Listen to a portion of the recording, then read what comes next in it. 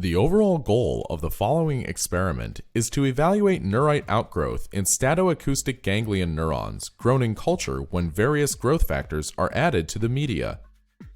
This is achieved by first dissecting the statoacoustic ganglion and control spinal cords from the embryo to create explants for culture. As a second step, explants are placed in collagen, either with soluble proteins to test for overall outgrowth or with protein-coated beads to test for directional outgrowth.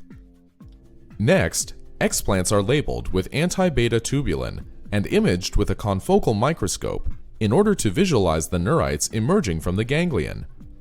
Results are obtained that show the effects that secreted ligands can exert on neuron survival and neurite outgrowth. This method can help to answer key questions in the field of auditory research, such as what molecules are important for otic neuron survival and axon guidance as the sensory organs become innervated.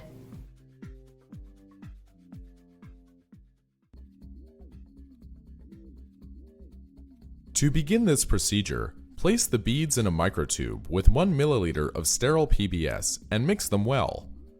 Then wait for the beads to settle to the bottom of the tube. Next, wash the beads by removing the supernatant after the beads have settled and resuspend in PBS. After that, incubate the beads in purified protein or PBS alone as the control at room temperature for 1 hour.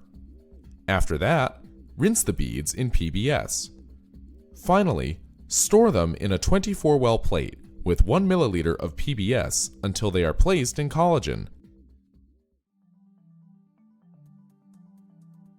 In this step, remove the embryo from the egg at E4